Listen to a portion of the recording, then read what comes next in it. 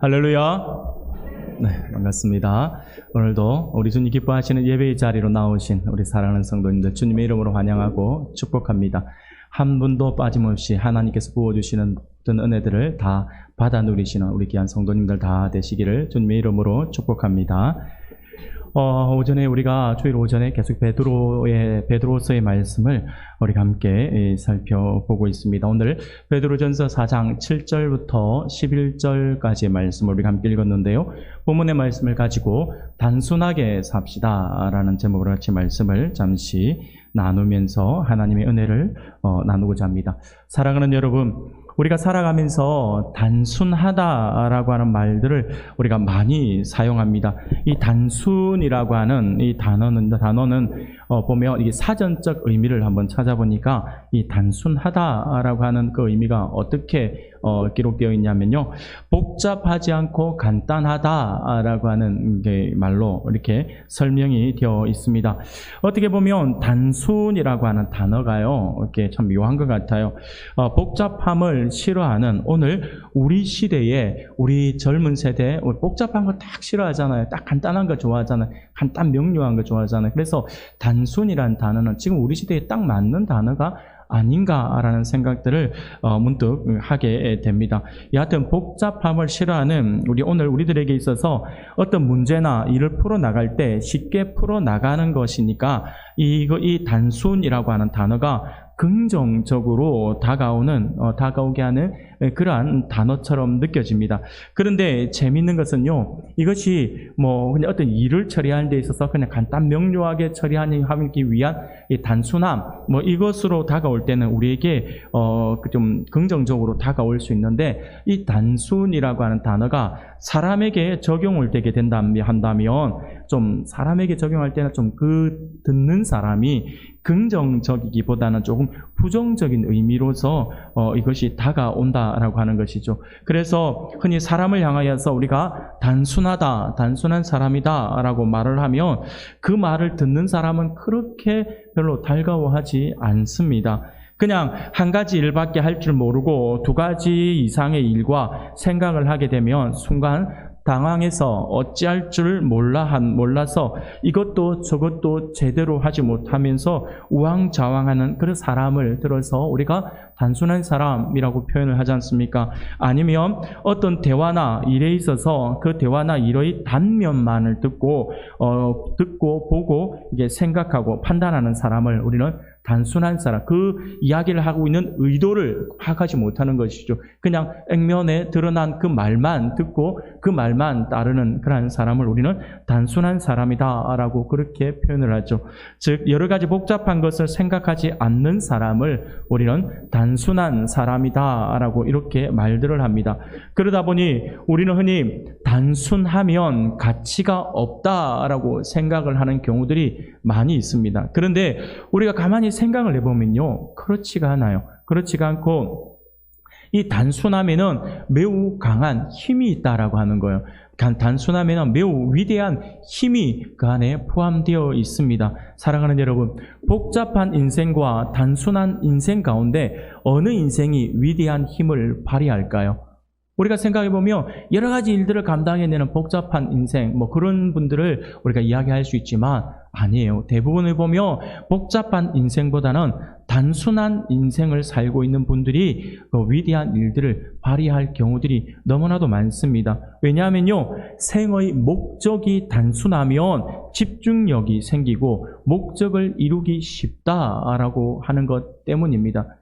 쉬운 예로 이런 예들이 있어요. 제가 전에 한번 글을 보고 한번 읽었는데, 이 뉴턴이라고 하는 이 위대한 과학자가 자기 집에 집에 자기 서재에 앉아 있는 고양이를 좋아했는데, 이 고양이가 밖에 나가고 싶은데 사람이 문을 열어주면 나가게 되고 문을 닫으면 못 나가게 되고, 그래서 나가고 싶어서 발로 이 문을 자꾸 긁는 모습을 보면서 고양이를 위해서 내가 문을 하나 만들어 줘야겠다라는 생각이 들어서 문을 만드는 거예요. 그래서 하필 그 시간에 자기 친구가 이제 놀러 와가지고 열심히 무언가를 작업을 문에 대고 톱질을 하면서 무언가를 하고 있는 거예요. 하고 있는데, 그러니까 가만 보니 문을 두 개를 만드는 거예요. 두 개를 열심히 만들고 있는 거예요. 두 개를 열심히 만들고 있으니까 친구가 하는 말이, 자네 뭐 하는가?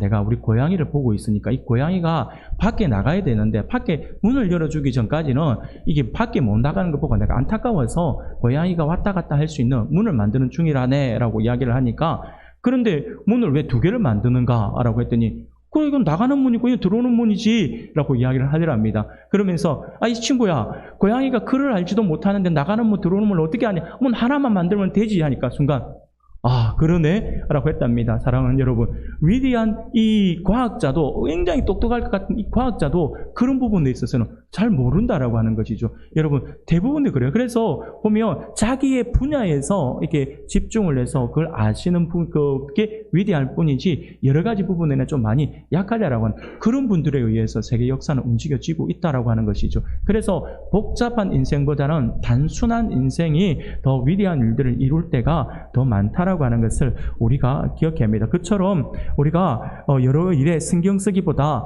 몇 가지 에너지를 집중하면 삶의 열매가 풍성해진다라고 하는 것이죠. 그것이 바로 단순함에 들어있는 어떤 능력, 단순함에 들어있는 힘이다라고 이야기를 할 수가 있습니다. 사랑하는 여러분, 그렇다면 우리는 어떻게 우리 인생을 이 단순하게 살아갈 수 있는 것일까요? 우리 인생도 단순하게 살아가야 될 것 같은데 복잡한 인생 딱 싫잖아요. 복잡한 인생 요즘 정말 싫어요. 머리 막 복잡해지고 하는 게 싫은데 단순한 인생이 더 좋다라고 한다면 우리는 어떻게 단순하게 살아가야 할 것인가에 대한 부분들에 대해서 한번 생각을 해볼 필요가 있겠죠.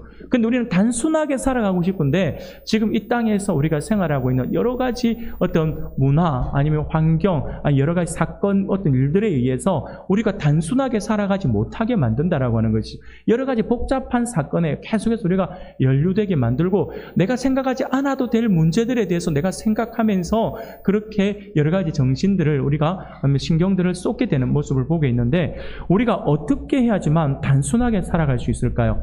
아주 좋은 방법이 있어요. 그 좋은 방법이 뭐냐면 바로 위기의식이라고 할 수 있어요.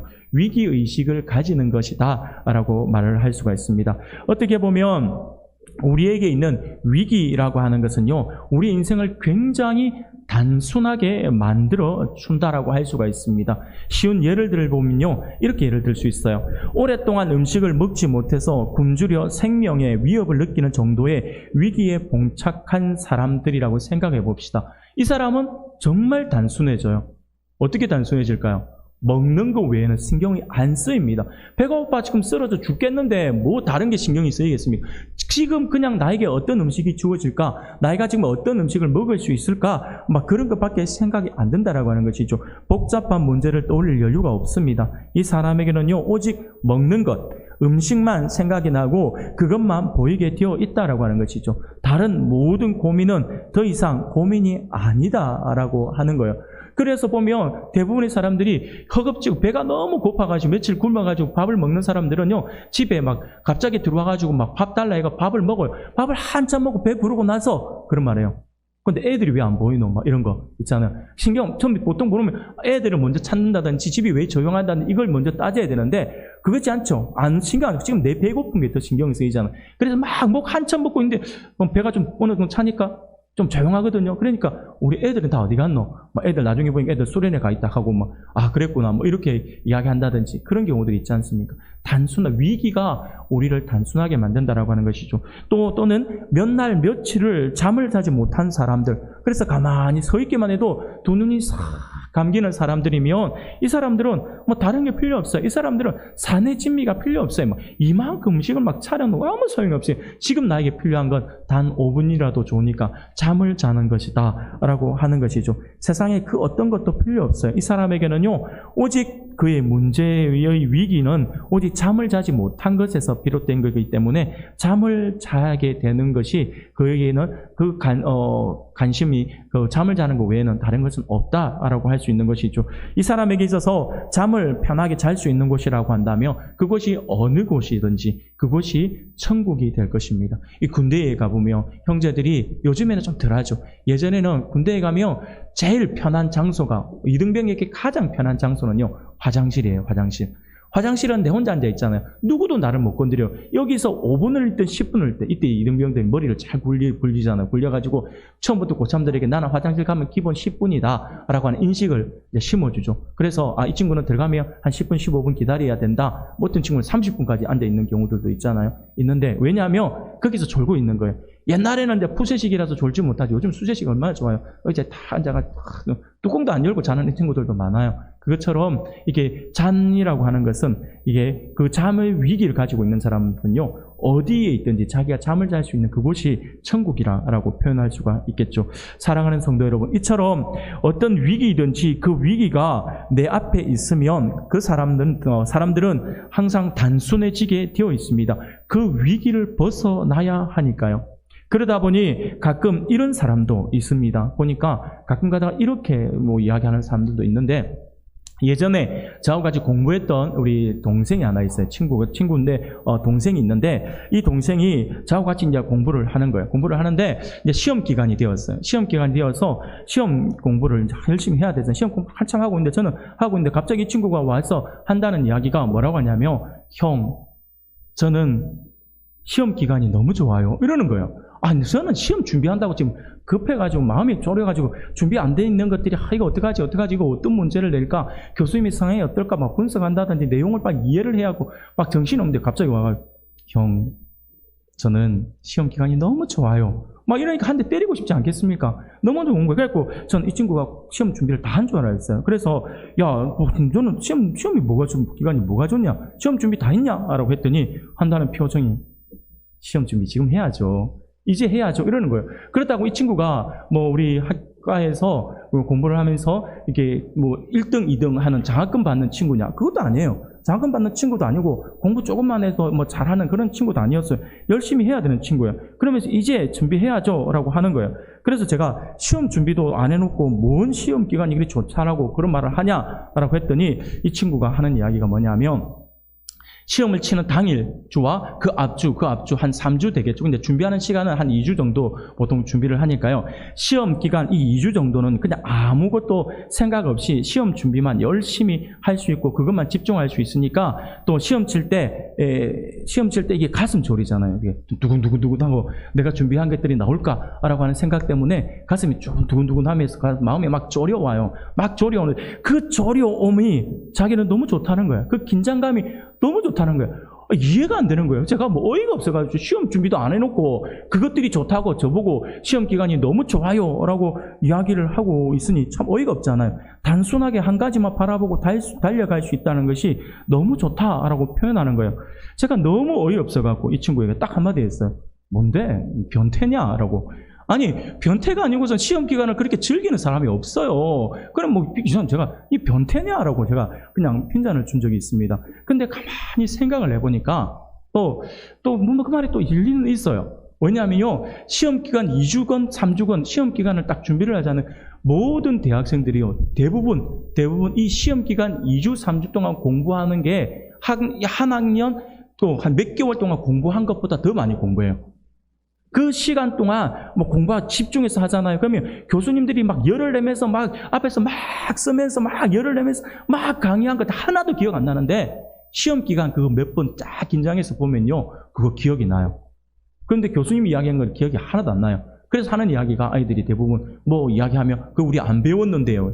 아니면 생각나면 그거 내 시험 준비하면서 봤다. 교수님이 가르쳐줬다 소리 절대 안 하잖아요. 그러면서 그것을 막 이게 집중하면서 공부하면서 이렇게 이야기하는 친구들을 우리가 간혹 보게 되거든요. 사랑하는 여러분, 그렇습니다. 우리가 보면 우리의 시험이라고 하는 위기가 우리를 단순하게 만든다라고 하는 것이, 그것을 이 친구는 좋았다라고 표현을 했던 것이죠. 사랑하는 여러분, 위기가 오니 다른 것은 신경 쓰지 않게 되고 오직 그것만 집중하게 되니 그것이 오히려 우리에게 긍정적으로 다가온다라고 하는 것입니다. 여러분, 이처럼 우리 안에 있는 위기는요, 우리의 삶을 단순하게 한다라고 우리가 할 수가 있습니다. 그런데 우리가 성경을 보면요, 놀랍게도 하나님께서 하나님의 사람을 훈련할 때 쓰시는 방법이 바로 이 방법이었어요. 하나님께서 우리를 쓰실 때 항상 우리를 훈련하실 때 우리를 이제 쓰시려고 훈련을 하지 않습니까? 훈련하는 방법이 바로 이 방법이라고 하는 겁니다. 오늘 본문에도 이 방법이 등장해요. 7절 말씀을 보니 이렇게 말씀을 합니다. 만물의 마지막이 가까웠으니 그러므로 너희는 정신을 차리고 근신하여 기도하라 라고 말씀을 합니다. 베드로는 천국을 소망하는 그리스도인들이 이 땅을 살아가면서 지녀야 할 삶의 태도에 대해서 지금 말씀을 하고 있습니다. 베드로는 우리 그리스도인들이 만물의 마지막 곧 그리스도의 재림과 최후의 심판이 다음 달 아니면 그 다음 주에 오실 것 같은 그러한 삶의 태도로 우리가 살아가야 한다라고 가르치고 있는 것이죠. 지금 당장 우리가 준비를 하고 있어서 이 마지막 때에 우리 주님 오실 때에 언제든지 맞을 정도로 우리는 위기감을 가지고 긴장감 속에서 살아야 한다라고 지금 그걸 이야기를 하고 있다라고 하는 것입니다. 그리스도인들은 만물의 마지막이 언제 올지 모르는 그러한 긴박함, 곧 마지막이라는 위기의식 가운데에서 살아가야 한다라고 하는 것을 강조하고 있는 것이죠. 이렇게 긴박함을 염두에 두고 살면 우리의 삶은요, 정말 우리의 삶을 이렇게 우리가 긴장하여 그 긴박감을 안겨준 그것에 우리는 어떻게 하냐면 집중하게 되어 있어요. 우리 주님이 당장, 여러분 생각해 보십시오. 우리 주님이 언제 오실지는 우리가 알지 못하잖아요. 그런데 만약에 우리 주님께서 오시는 날을 예고제로 하셨다 해서 일주일 뒤에 우리 주님 오신다라고 한다면 여러분 어떨까요? 일주일 뒤에 우리 주님 오신다. 그러면 지금 오늘도 보니까 예배 시간에 오늘 많이 보이지 않는 분들이 계신데 과연 주일 예배를 빠질 수가 있을까요? 우리 주님 당장 오신다라고 한다면 아마 제가 생각해 보건데 아마 주님 당장 내일 당장이나 아니면 일주일 뒤에 오신다 그러면 우리 새벽에 아마 다 앉아 계실 거예요. 아마 매일 일주일 동안 우리 철야합시다 할 거예요. 그러면 철야하면서 우리가 하나님 앞에 회개합시다 그러고 아마 그럴 거예요. 사랑하는 여러분, 우리가 그 긴장감, 그 위기감 속에서 우리가 살아갈 때 그때는요 다른데 신경이 안 써져요. 내가 뭐 밥을 먹니 안 먹니, 내가 뭐 일을 해야 되니 지금 당장 일주일 뒤에 우리 주님 오시면 모든 것이 끝나는데 지금 집중하겠습니까? 안 한다라고 하는 거죠. 이런 이야기하면 청소년들을 참 좋아요. 특히 시험 기간을 앞두고 있는 친구들은요, 내일 당장 우리 주님 오시면 좋겠다. 제가 그랬어요. 제가요 92년도에 92년 10월 정확하게 기억합니다. 92년 10월 20일에 제가 군대를 갔어요. 근데 여러분 혹시 기억하시나요? 92년도에 무슨 일이 있었는지? 우리 대한민국을 떠들썩하게 했던 사건이 있었잖아요. 92년 10월 28일에 다미성교회라고 하는 그 이단 종파에서 92년 10월 28일 예수님 재림하신다 했잖아요.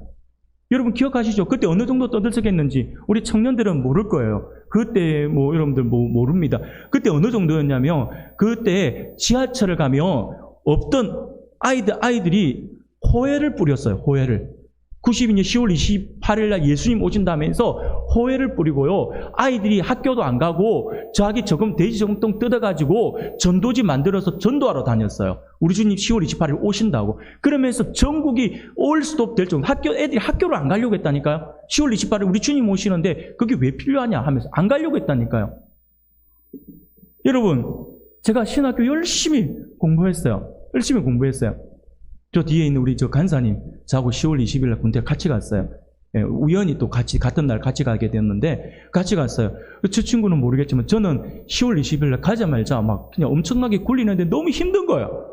근데 무슨 생각이 드는 줄 아세요? 이 안에 아주 얄팍한 생각이 들어요. 10월 28일 우리 주님 오시면 안 되거든요. 그럼 지금 우리가 정통교단에서 10월 28일 날 예수님 오신다라고 했던 다미성교회가 이단이라고 말을 했는데, 그날 이단이 말했던 그날이 우리 주님 오시면 어떻게 되나요? 정통교단이 틀렸다라고 되는 거예요.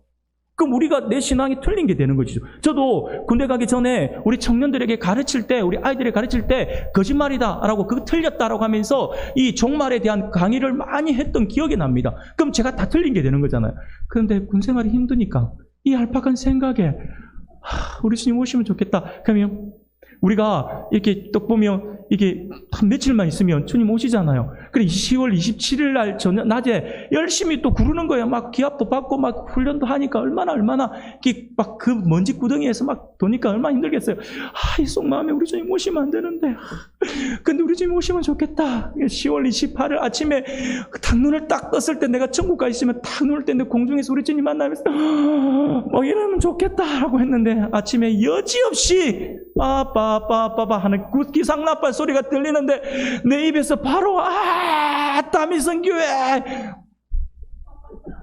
그러면서 열심히 훈련받았습니다. 한쪽 마음에서는 그래 이게 맞는데 내가 너무 얄팍한 마음을 가졌네. 훈련받으면서 주여 죄송합니다 하면서 훈련받았던 기억이 납니다. 사랑하는 여러분, 마지막에 오면요 사람들이 항상 긴장을 하게 되죠. 긴장을 하게 되면 모든 부분들이 단순해진다라고 하는 거죠. 그 위기감 우리가 가져야 된다라고 하는 겁니다. 지금 베드로가 그것을 사용하고 있다라고 하는 거예요. 우리 주님께서 베드로를 통해서 이것을 우리에게 훈련을 해주면서 말씀해주고 있다라고 하는 것이죠. 베드로가 지금 강조하고 있는 것이 바로 그것입니다. 오늘 본문은요 하나님께서 베드로 사도를 통해서 천국을 소망하는 우리 그리스도인들이 지금이 마지막 때다라고 하는 위기감을 안고 살아갈 때에 여러 가지 복잡한 생각이 아니라 단순하게 집중해야 할 부분이 무엇인지에 대해서 우리에게 말씀을 해주고 있습니다. 사랑하는 여러분, 그렇다면 지금이 마지막 때다라고 하는 것을 우리가 인식하여서 위기의식을 가지고 살아가는 우리 그리스도인들이 단순하게 집중하며 살아가야 하는 것이 무엇일까요? 무엇에 우리가 집중해야 할까요? 단순한 우리가 위기감을 가지고 마지막 때라고 하는 위기감을 가지고 이 땅을 우리가 단순하게 살아가야 할 것인데 그때에 우리가 집중해야 될 것이 무엇일까요? 오늘 본문에서 베드로는 우리에게 그것에 대해서 4가지 정도를 우리에게 소개를 해주고 있음을 볼 수가 있습니다. 이 마지막 때에 우리가 단순하게 집중해야 할 것이 무엇일까요? 첫 번째는요, 정신을 차리고 근신하여 기도하는 삶을 살아야 한다라고 우리에게 말씀을 합니다. 7절이에요. 7절 우리가 조금 전에 읽었지만 같이 다시 한 번 더 읽어볼까요? 7절 말씀 같이 읽겠습니다. 시작.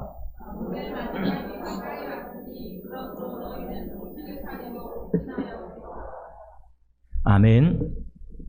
만물의 마지막에 가까웠으니 그러므로 너희는 정신을 차리고 근신하여 기도하라 라고 말씀을 합니다. 사랑하는 여러분, 기도하는 거 우리 다 기도하잖아요. 우리 열심히 기도하시잖아요. 여러분들 교회에 나오지를 못한다 하더라도 여러분 집이 멀어서 집에 있더라도 우리가 기도하는 것만큼은 우리 그리스도인들에게 있어서 물론 우리가 하루에 1시간씩 이렇게 길게 기도하지는 못하겠지만 짧게라도 분명히 삶의 현장 속에서도 기도하면서 그렇게 살아가지 않습니까? 우리는 다 기도를 합니다. 그렇죠? 그런데 왜 베드로는 정신을 차리고 기도하고 정신을 차리고 근신하라라고 하는 말을 덧붙여서 기도하라라고 하는 것을 강조하고 있는 것일까요? 사람들이 기도하기는 하는데 집중하지 못하고 정신 차리지 못하고 대충 기도하는 사람이 많아서 그렇기 때문일까요?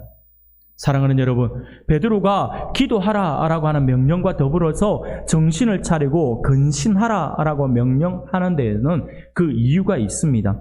사실 정신을 차리고 근신하라라고 하는 말은요, 우리가 해야 할 기도가 무엇인지에 대해서 우리에게 설명을 해주고 있는 것입니다. 정말 열심히 기도하지만 하나님과 아무런 상관없는 기도를 하는 사람들이 우리 안에는 너무나도 많이 있어요. 하나님과 상관없는 기도 우리가 참 많이 한다라고 하는 것이죠. 사랑하는 여러분, 잘 기억하셔야 합니다. 기도는요, 열심히 하는 것 중요하겠죠. 그러나 기도는 열심히 하는 것보다 더 중요한 것이 뭐냐면 바르게 하는 거예요. 기도는 열심히 하는 것보다 바르게 하는 것이 더 중요하다라고 하는 사실들을 우리가 기억해야 합니다.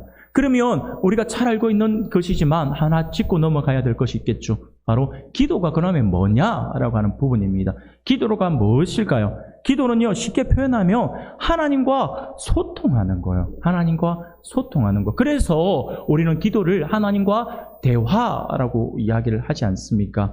기도는요, 하나님과 진정으로 우리가 나누는 대화예요. 그리고 하나님과 소통하는 것이죠. 그래서 기도는 또 우리가 하나님과 우리가 각 성도가 가지는 교제다라고 이런 표현들도 많이 하죠. 대화를 통해서 더 깊이 하나님을 알아가고 하나님 앞에 우리의 속마음을 내어놓는 부분이니까 교제다라고도 이야기를 하죠. 하나님께 자신의 마음을 진실하게 아뢰고 그분이 하시는 말씀에 귀를 기울이는 것이 바로 기도입니다. 근데 대부분 우리의 기도를 한번 가만히 생각해 보세요. 우리의 기도는요, 내가 하고 싶은 말들만 하는 것. 내가 하고 싶은 이야기, 따다다다다다다다다다. 주님이, 네가 그런 마음을 가지고는, 아니야, 시끄러워. 목소 주님 지금 이야기하실 때 아니에요. 아직 내 기도 안 끝났어요. 또 따다다다다다 하고, 그래, 또 더 남았니? 예, 더 남았어요. 또 따다다다 기도해요. 그러고 나서, 그럼 이제 내가 좀 말할까? 예수님 이름으로 기도합니다 하고 집에 가버리잖아. 하나님께 아랠 것만 아뢰고 있잖아요. 그게 우리의 기도잖아요. 사랑하는 여러분, 이렇게 기도하면 우리가 이게 참 진짜 기도라고 할 수 없잖아요. 진짜 대화라고 할 수 없어요. 교제가 아니에요. 일방적인 통보죠, 통보. 통보는 기도라고 할 수 없어요. 근데 진짜 기도는 하나님과 진정한 대화를 나누면서 교제를 나누는, 그래서 하나님의 마음이 어떻는지, 그리고 내 마음이 어떻는지, 그리고 내 마음을 가지고 아뢰는 거예요. 그래서 우리가 마음이 힘들 때도 있잖아요. 우리가 원수 같은 사람들이 우리 주변에 있으며 그 사람들을 위해서 기도하라라고 한다든지, 아니면 그 사람 생각만 해도 막 화가 나는데 앉아만 있으면 그냥 서글프고 화가 나는데 하면서 내 마음을 토로하라라고 말씀을 드렸잖아요. 그렇게 말씀을 하는 거예요. 그러면 우리 주님께서 다 들으시는 거예요. 들으시고 네가 그랬구나 라고 하면서, 그러면서 우리를 위로해 주세요. 그러면서 하나님께서 위로하시면서 우리에게 또 다른 하나님의 마음을 전달해 주세요. 전달해 주시면, 그러면서 그 하나님의 마음을 우리가 알게 되면 우리가 가지고 있었던 그 마음들이 조금씩 눈 녹듯이 녹아내리게 되어 있다는 하는 것이죠. 사랑하는 여러분, 그것이 바로 기도입니다. 이렇게 우리가 기도를 하게 될 때, 하나님과 진정한 대화로서 우리가 기도를 하게 될 때, 처음 기도를 시작할 때 가졌던 마음과 생각이 변하게 되어 있어요. 처음에 내가 이런 마음을 가지고 하나님 앞에 기도해야지 라고 하면서 기도를 했는데, 진짜 하나님과 그 기도를 통해서 교제를 나누면요, 처음 가졌던 그 마음들과 생각들이 변하게 됩니다. 이것이 진짜 대화예요. 진짜 교제예요. 누군가와 진정으로 마음을 열고 대화를 한다라고 우리가 한번 생각을 해보세요. 그러면 어떻게 될까요? 내가 마음을 가지고 어떤 섭섭한 마음이 있어서 누군가와 함께 대화를 하면서 내가 이렇게 섭섭하더라 라고 이야기를 하잖아요. 그러면 상대방도 나에게 대한 섭섭함을 가질 수 있다라고 하는 것이죠. 예전에 연예인들이 TV에 나와서 연예 프로그램들 가운데에서 그런 그 대화를 하는 것들이 있었어요. 두 사람 앞에 나와서 손을 잡고 그랬구나 라고 혹시 보셨나요?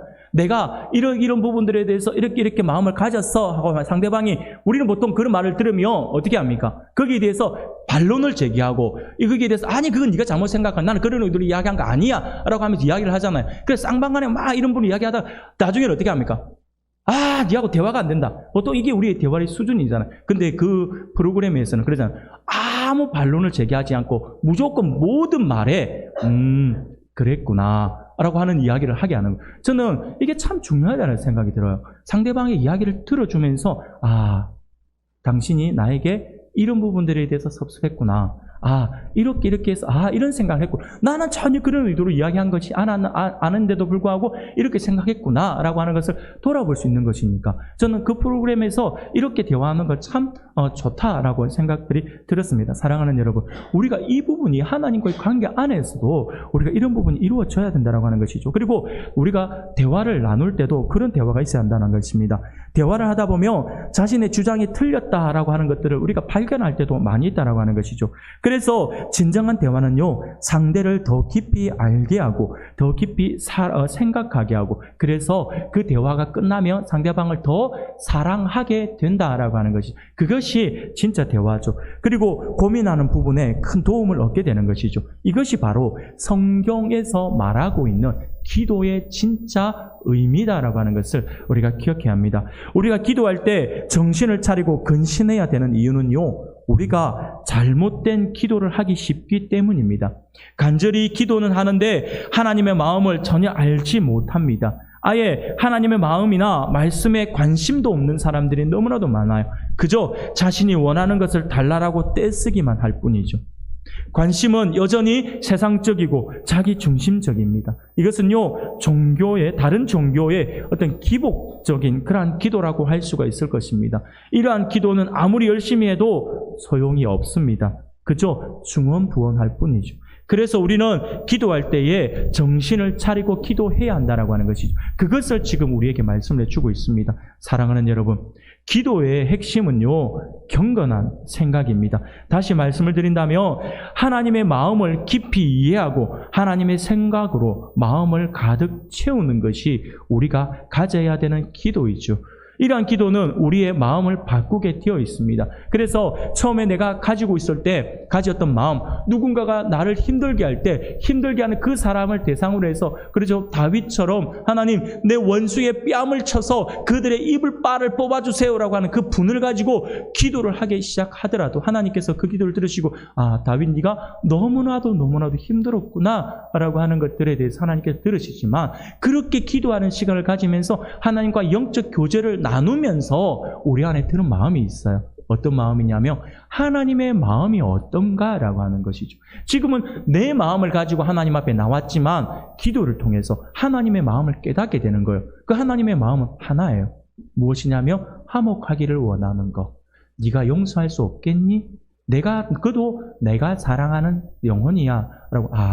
하나님께서 우리의 두 사람이 한 교회 안에서 아니면 한 지체로서 이렇게 같이 생활하고 있는데 우리가 이 안에서 우리가 대적을 한다든지 우리가 갈라서 있다라고 한다면 하나님이 얼마나 마음 아파하실까, 하나님이 얼마나 슬퍼하실까라고 하는 부분들이 우리 안에 들어오게 된다라고 하는 것이죠. 하나님의 마음을 알게 된다라고 하는 것이죠. 그러면 우리의 마음이 더 너그럽게 된다라고 하는 것이죠. 이것이 기도예요. 사랑하는 여러분, 하나님은요 반드시 우리의 기도를 들으시죠. 그리고 우리의 마음을 아셔요. 그리고 우리의 마음을 만져주십니다. 사랑하는 여러분, 올바르게 기도한다면 우리의 마음은 달라지게 되어 있어요. 하나님의 마음을 알게 되니 우리의 마음은요 넓어지게 되어 있고요, 우리의 마음은 품는 마음이 되게 되어 있습니다. 올바르게 기도하는 사람에게 당연히 나타나는 모습입니다. 참된 기도를 우리가 결정하는 그런 기준, 그것은요 얼마의 얼마간의 어떤 능력을 행했는가가 아니라 하나님과 진실하게 하나님과 얼마간 소통을 하는가에 달려있다라고 하는 것을 기억할 수 있기를 바랍니다. 이렇게 하나님과 진정한 소통을 이루는 그러한 사람의 기도는요, 제가 장담하건대 100% 응답받습니다. 왜 100% 응답받는 줄 아세요? 그 기도가 하나님의 마음과 교통하는 것이잖아요. 하나님의 마음대로, 하나님이 원하는 대로 하는 기도니까요. 하나님께서 다 이루시고자 하시는 그 계획 안에서 내가 그것을 놓고 기도하게 되는 것으로 내 기도가 바뀌어지니까요. 100% 응답이 안 될 100% 응답이 안 된다는 말은 하나님의 그런 어떤 계획들을 하나님께서 다 이루시지 않는다는 말과 같게 되는 것이죠. 사랑하는 여러분, 기도라고 하는 것이 바로 하나님과 진정한 교통을 이룰 때, 진정한 소통을 이룰 때 우리는 그 기도가 하나님의 마음에 합당한 기도가 되는 것이고 100% 응답받는 기도가 된다라고 하는 것을 우리가 기억할 수 있기를 바랍니다. 사랑하는 여러분, 이것이 바로 의인이 드리는 기도다라고 할 수 있고 응답받는 기도라고 할 수가 있습니다. 이 기도를 할 수 있는 우리 성도님들이 되기를 소원합니다. 빌립보서 4장 6절 7절 말씀, 우리가 너무나도 잘 아시는 말씀이죠. 우리 함께 한번 읽어볼까요? 같이 읽겠습니다. 아무것도 너희 구할 것을 감사함으로 하나님께 아뢰라. 그리하면 모든 지각에 뛰어난 하나님의 평강이 그리스도 예수 안에서 너희 마음과 생각을 지키시리라. 아멘. 사랑하는 여러분, 하나님께서 분명히 약속을 하셨습니다. 기도에 대해서 아무것도 염려하지 말고 다만 모든 일에 기도와 간구로 너희 구할 것을 감사함으로 하나님께 아뢰라고 말씀하죠. 하나님과 온전한 소통을 이루면서 하나님의 뜻 가운데서 아뢰일 수 있어야 된다라고 하는 것입니다. 그러면 하나님께서 모든 것을 들어 응답하신다라고 우리의 마음과 생각을 지키신다라고 약속을 하지 않습니까? 이 약속의 말씀을 의지해서 바르게 기도하여 응답받아서 하나님께 영광을 돌려드릴 수 있는 우리 모든 성도님들이 되기를 주님의 이름으로 축복합니다. 두 번째로, 이 마지막 때에 우리가 단순하게 집중해야 할 것이 무엇일까요? 그것은요, 두 번째로 뜨겁게 사랑하라라고 말씀을 합니다. 뜨겁게 사랑해야 합니다. 8절 말씀입니다. 8절 말씀을 우리가 같은 목소리로 같이 읽겠습니다. 무엇보다도 뜨겁게 서로 사랑할지니 사랑은 허다한 죄를 덮느니라. 아멘. 사랑하는 여러분, 여기서 뜨겁게라고 말씀을 하고 있습니다. 이 뜨겁게라고 하는 말은요, 끝까지 최선을 다해라고 하는 그러한 의미를 함께 가지고 있습니다. 흔히 우리가 뜨겁게라고 하는 이 말을 우리가 표현할 때 이렇게 표현할 수 있어요. 어떤 거냐면요, 우리 흔히 100m 달리기 한다라고 한번 생각해 보죠. 올림픽에 여러분들이 올림픽에서 아니면 세계 선수권, 육상 선수권 대회라든지 이런 것들을 보면 TV에서 이제 100m 달리기 굉장히 이제 긴장감이 감돌잖아요. 100m 달리기 시작하자 하면 이게 압도적으로 1등한 우사인 볼트 같은 친구는 거의 압도적으로 1등 하잖아요. 그 친구는 그냥 마지막 결승점에서 좀 힘을 좀 빼긴 빼더라고요. 그 말고 대부분의 비슷한 실력을 가지고 있는 선수들은요, 뛰면 어떻게 합니까? 결승점에서 어떻게 하죠? 어떻게 하냐면, 이게 항상 가슴을 내밀잖아요. 가슴을 쫙 내밀면. 이 육상 100m는요, 무엇이 들어와야 되냐면, 가슴이 먼저, 가슴이 기준이에요. 그래서 머리를 들이미는 것이 아니라, 가슴을 쫙 들이밀면서, 가슴을 펴면서 들어와요. 쇼트트랙 있잖아요. 쇼트트랙 같은 무엇이 기준이냐면 스케이트 날이에요. 그래서 스케이트 날을 마지막에 발을 쭉 내밀죠. 우리나라 선수 잘하잖아요. 발을 쭉 내밀어가지고 들어오잖아요. 그것처럼 이게 지금 이 뜨겁게라고 하는, 성경에서 지금 오늘 표현을 뜨겁게 사랑해야 한다 할 때 이 뜨겁게라고 하는 표현은 뭐냐면, 이 육상 선수들이, 100m 선수들이 마지막 결승점에서 이렇게 가슴을 쭉 내미는 거예요. 이 내미는 이유가 뭐예요? 0.001초라도 더 빨리 들어오려고, 1등 하려고, 조금이라도 더 빨리 들어오려고 가슴을 내밀고, 쇼트트랙 선수들이 발을 내미는 거 조금이라도 더 빨리 들어오려고 하는 거잖아요. 그런 부분을 이야기하는 거예요. 그럼 그렇게 간절한 마음, 1등을 하고자 하는 그 간절하게 들어오려고 하는 그 마음이 바로 뜨겁게 사랑하라 라고, 그래 간절한 마음으로 사랑하라라고 하는 그러한 의미다라고 하는 것을 우리가 기억해야 합니다. 사랑하는 여러분, 이게 바로 뜨겁게의 단어의 그러한 뜻입니다. 이 말은 이게 운동선수들이 이기기 위해서 자신의 모든 힘을 온전히 모아 집중하듯이 우리도 그러한 자세로 서로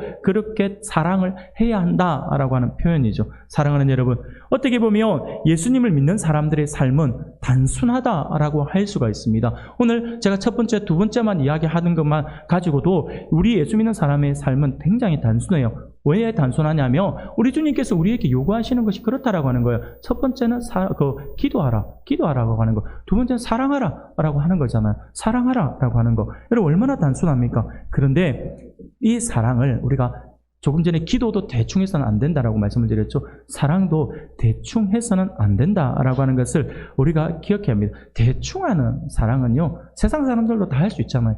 예수 믿는 사람들은 이것을 뛰어넘어야 합니다. 다른 사람은 열심히 뛰는데 딴짓을 하며 대충 뛰는 사람이 있다라고 한번 생각해 보세요. 운동선수들이. 그러면 관중들의 야유와 미움을 당연히 받게 되겠죠. 그런데 사랑을 할 때도 이렇게 우리가 대충 하는 사람들이 우리 주변에는 있습니다. 하나님이 사랑하라라고 했으니 사랑하는 척은 하는데 조금이라도 힘들거나 상처를 받으며 자존심을 지키려고 사랑하는 것을 포기해버리는 사람들이 많이 있다라고 하는 것이죠. 주님의 몸된 교회에서 한 지체로 같이 세워주셨음에도 불구하고 나하고 맞지 않다, 나하고 힘들다라고 하면서 쉽게 이런 공동체를 버리는 그러한 사람들도 참 많이 있다라고 하는 것이죠. 그것을 막아서 나가라라고 하는 분도 문제가 되겠지만, 그렇게 나가는, 그러면 그 한 주님의 몸을 찢는 그러한 부분들을 행하는 것도 잘못된 것이다라고 하는 것을 우리가 기억해야 합니다. 사랑하는 여러분, 베드로는 뜨겁게 사랑하라라고 명령하면서 사랑은 허다한 죄를 덮는다라고 말을 덧붙이고 있습니다. 이것은 사랑의 특성을 설명하는 것이죠. 사랑하는 자가 반드시 넘어야 할 산이 있는데 그것은 바로 용서라고 하는 산이라고 할 수가 있습니다. C.S. 루이스라고 하는 이 기독교 변증가가 있습니다. 이 C.S. 루이스가 이런 말을 한 적이 있습니다. 사랑은 상처받는 것이다. 좀 이게 아이러니하지만 사랑은 상처받는 것이다 라고 말을 했습니다. 아이러니하게도 누군가를 사랑하면 반드시 상처를 받게 되어 있습니다. 이거 참 묘해요. 교회에 나와서 예배만 드리고 왔다 갔다 하는 사람들은요, 어떻게 보면 상처를 많이 받지 않을 수 있어요. 자기 개인의 어떤 삶이 아니라고 한다면 성도 간의 관계 안에서는 상처를 받지 않습니다. 그런데 교회에 깊이 들어와 함께 일을 하다 보면요, 예기치 않게 상처를 받을 수가 있다라고 하는 것이죠. 교회는 다양한 사람들이 모여 있는 곳이지 않습니까? 그러다 보니까 사람들의 여러 가지 생각이 다르고 살아온 방식이 달라서 서로 맞지 않는 부분들이 분명히 있습니다. 그래서 티격태격할 수 있습니다. 그러다 보니 본의 아니게 서로 상처를 주고 상처를 받을 수 있다라고 하는 것이죠. 분명 사랑으로 주님의 몸된 교회를 섬기는데 이것이 오히려 상대방에게 상처가 될 수도 있다라고 하는, 나는 사랑하는 마음에서 이렇게 섬기는데 상대방이 상처가 될 수 있다라고 하는, 뭔가 묘한 거예요. 나는 사랑을 베풀었는데 왜 상대방이 상처받지? 이러면 상처받는 사람이 틀렸다라고 이렇게 이야기하는 사람들이 대부분이에요. 근데 그렇지 않아요. 참 묘해요.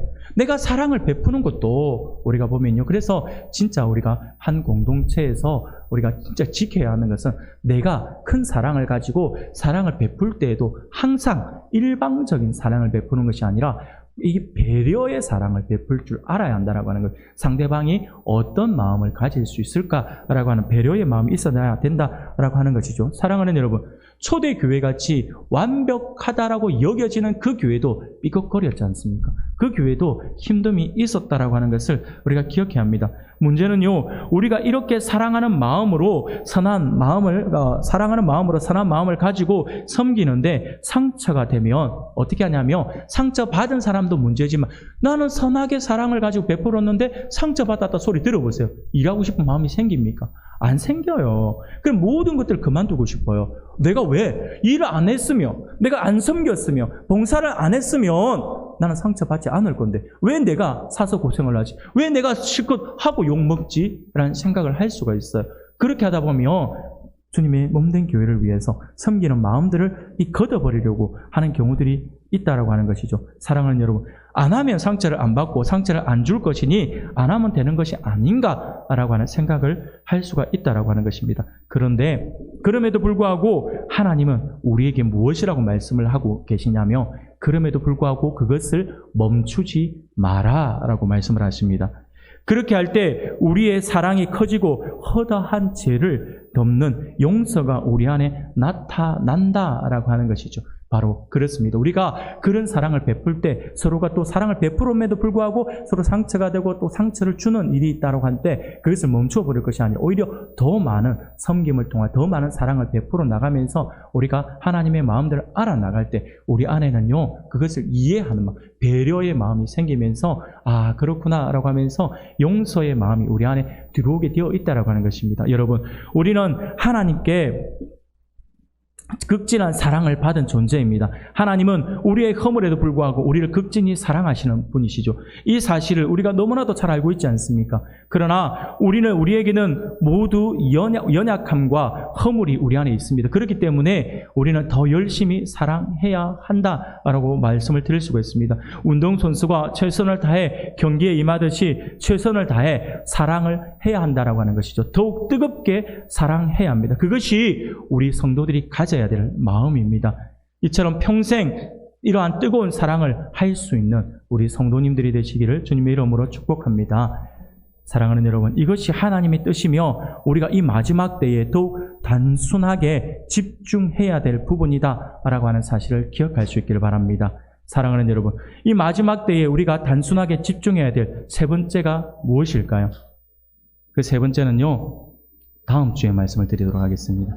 예, 다음 주에 말씀을 드리는 개봉박도 아직 개봉이 안 됐습니다. 다음 주에 한다는 게 지금까지 쭉 달려왔던 은혜보다 다음 주에 하겠습니다라고 하는 말씀에 더 은혜 받는 것 같아요. 네, 오늘 지금 제가 봐놨습니다. 다음 주에 하겠습니다 했을 때 여러분들 머리 끄덕이면서 아멘은 안 했지만 머리 끄덕이면서 좋아하실 분 다음 주에 은혜 받는지 안 받는지 제가 눈 딱 뜨고 볼 겁니다. 사랑하는 여러분, 나머지 부분은 다음 주에 계속해서 두 가지 더 남아있거든요. 두 부분 다음 주에 나누도록 하고요. 사랑하는 여러분, 만약 이렇게 한번 생각해 봅시다. 제가 서두에도 잠시 말씀을 드린 것처럼 주님이 내년에 오신다. 우리가 이렇게 한번 생각해 보면 내년 이맘때 아니면 내년까지가 아니고 또 시간이 좀 기네요. 다음 달에 우리 주님이 오신다라고 한다면 과연 우리는 어떻게 살까요? 그 긴장감 속에서 우리는 어떻게 살까요? 주님이 오신 때를 우리가 알고 있다면 우리의 삶은요, 정말 단순해져요. 진짜 단순해져요. 아마 저는 그렇게 생각을 해봤어요. 말씀을 준비하면서 우리 주님 다음 달에 온다면 한 달 동안 아마 철야하지 않을까. 그러면 우리의 어떤 그 길이 노선이 딱 정해질까요? 집, 교회, 아침에 이제 출근하기 전에 아마 교회 올 것 같아요. 교회 와서 새벽기도 마치고 기도하다가 직장 가야 되니까 직장을 가게 될 것이고, 직장 끝나면 또 교회로 올 것 같아요. 교회로 와서 기도하고 또 집으로 갈 것 같아요. 집으로 와서 밥 먹고 또 오늘 저녁에 교회에서 내 처리할래 하면서 교회 오고, 무조건 어디 가든지 갔다가 교회, 갔다가 교회, 갔다가 교회가 되지 않을까요? 아마 우리가 모든 행동 패턴이 교회 중심으로 되지 않을까요? 이것을 한번 생각해 보자라고 하는 것이죠. 우리의 삶이 그렇게 우리가 위기, 마지막이라고 한 그 위기에 우리가 봉착하게 되면 우리의 삶은 이렇게 단순해진다라고 하는 것입니다. 사랑하는 여러분, 마지막 때에 우리가 지금 우리 주님이 한 달 뒤에 오신다라고 한다면 우리가 집을 못 사서 막 안달한 사람이 있을까요? 더 큰 집 살려고 막 노력하는 사람이 있을까요? 더 많은 돈을 벌기 위해서 막 아등바등 거리는 사람이 있을까요? 돼지 저금통 뜯어가지고 전도지 나눴다니까요. 그 이단의 속임에도 빠져가지고 자기 저금통 다 뜯어가지고 전도지 나눠주면서 우리 주님 오실 거 기다렸다니까요. 92년도 그때에 그래 했다니까요. 사랑하는 여러분, 이단에 미혹된 사람들도 이렇게 하는데 우리 주님 진짜 오신다면 우리의 삶이 어떨까 한번 생각해 보자라고 하는 것이죠. 이 사실을 우리가 분명히 기억해야 합니다.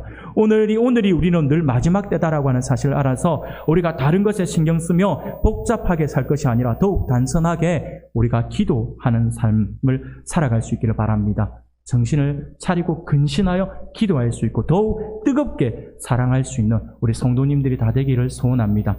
아무쪼록 오늘 말씀을 기억하면서 이 마지막 때에 하늘에 소망을 둔 그리스도인들이라고 한다면 삶을 단순하게 하여 그 단순한 삶에서 맺어지는 풍성한 열매로 더욱 주님을 기쁘시게 할 수 있는 저와 여러분들이 되시기를 주님의 이름으로 축원합니다. 아멘.